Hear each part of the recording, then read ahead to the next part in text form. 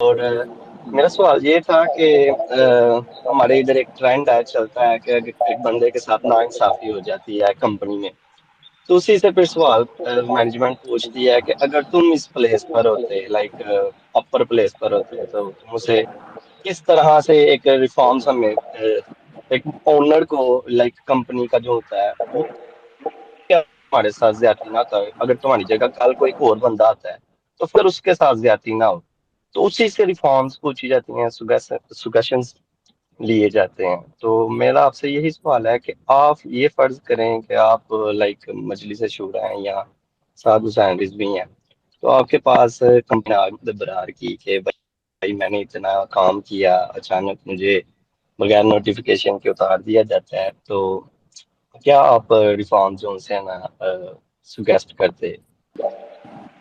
احمد بھائی، سب سے پہلی بات، سعد رضوی ایک ہی ہے، اللہ تعالیٰ ان کو لمبی زندگی دے، حیاتی دے، اور ہمیں ان کی لیڈرشپ کے اندر کام کرنے کا موقع دے۔ دوسری بات، ریفارمز آج آپ میری ڈیوٹی لگا دیں، جماعت آج میری ڈیوٹی لگا دے کہ آپ نے ان سارے میٹرز کے اوپر ریفارمز کرنی ہے، آپ نے constitution of the party draft کرنا ہے، تو اور آپ مجھے 30 ڈیز کا ٹائم دے دیں، میں ایسے ریفارمز لے کے آؤں گا کہ کوئی بندہ اس کے اوپر جو ہے اعتراض نہیں کرے گا، خواہ وہ پولیٹیکل اینٹی ہو، خواہ وہ ریلیجیس اینٹی ہو۔ ریفارمز اور اس کے بعد کانسٹیٹیوشن کو ڈرافٹ کرنا، اس کو سیٹ کرنا is not a big deal. The big deal is کہ جب آپ اس کو سیٹ کر لیتے ہیں اور اس کے بعد پھر آپ نے اس کو امپلیمنٹ کیسے کرنا ہے،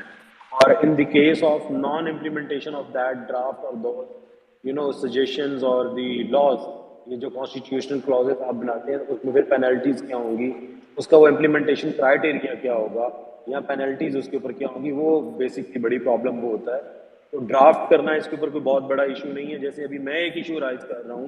کہ میری کنسٹیچوئنسی میں میری ٹاپ ٹیئر لیڈرشپ جا رہی ہے اور وہ وہاں پہ جا کے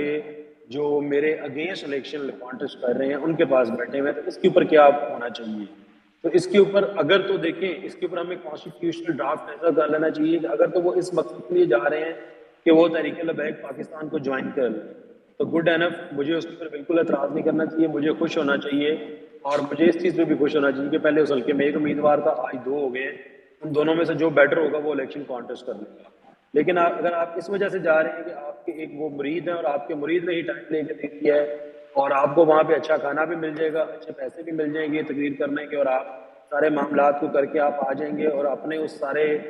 گین کے لیے جو آپ اپنے جو آپ کینڈیڈیٹ ہیں جو اپنی جماعت ہے اس کا مورال ڈاؤن کر دیں گے، this is not justified in any manner whatsoever. کسی صورت میں آپ اس کو جسٹیفائی نہیں کر سکتے۔ پھر اس کا سب سے بیسٹ حل یہ ہے کہ آپ وہاں پہ الیکشن کانٹیسٹ کروانے کے لیے، میں یہ طنز نہیں کر رہا، میں یہ ایک سجیشن دے رہا ہوں، پھر آپ وہاں پہ الیکشن کانٹیسٹ کروانے کے لیے امیدوار بھی کوئی ویسا ڈھونڈ لیں کہ جو اس طرح کے ایپیسوڈز کو ٹالریٹ کر جائے، اور جو اس طرح کے ایپیسوڈز اس کی پولیٹیکل جو وہاں پہ سٹینڈنگ ہے اس کو